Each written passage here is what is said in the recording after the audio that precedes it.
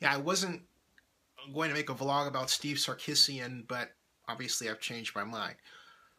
My positive thoughts and prayers go out to Steve Sarkisian and his family and friends. I hope he gets the help he obviously needs. Coach Sarkisian of USC is not the first coach to have a substance abuse problem. I'm not going to recite the history of those who had one. That's not the point.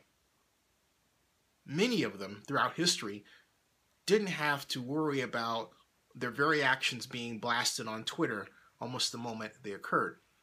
In this instance, this morning, still Sunday morning, Coach Sarkisian was reportedly, allegedly at practice not sober.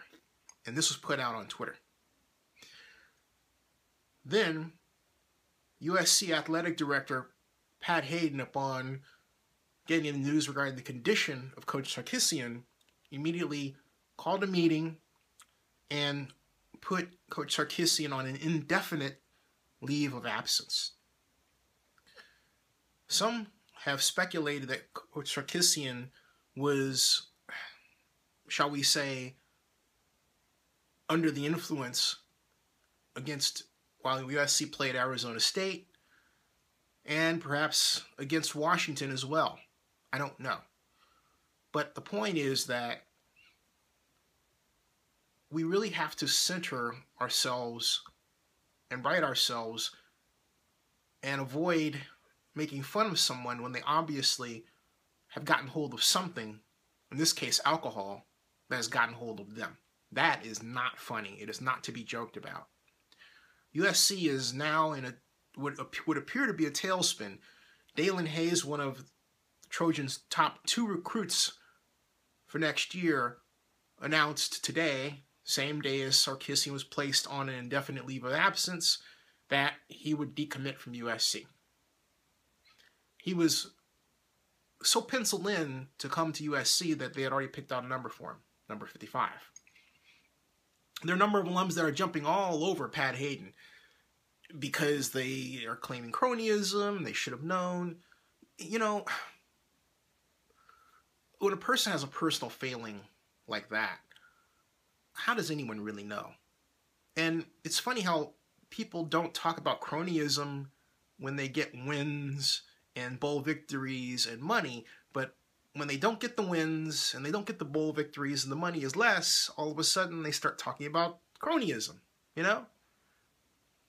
You would say, why am I taking time, I'm a Cal guy, to wax on about USC so sympathetically? And I'll tell you why. When it comes to football, many aspects of life, I think positive elements of tradition must be maintained. One of those has been USC as a football power. Now, I'm not interested in what people have to say about the negatives of football power and all that jazz and whatever that basically gets into the psychology of the person and, you know, issues they have about manhood and all that crap.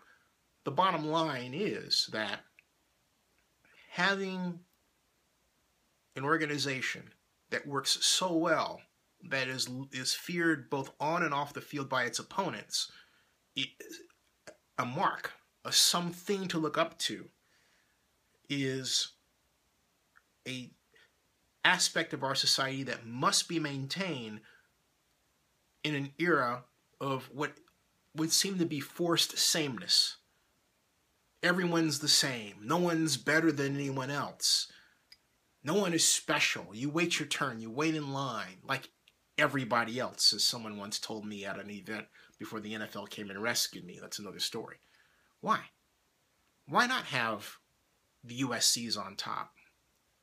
Why not expect them to be on top? And then when they're not on top, criticize them for not being on top. Don't count out USCs. Particularly, I say this to Cal alums. They're coming to our house this year. Arguably, we should beat them, but then, of course, we should have arguably beaten Utah. And we should have arguably beaten Utah bad, but that's another story. It didn't happen.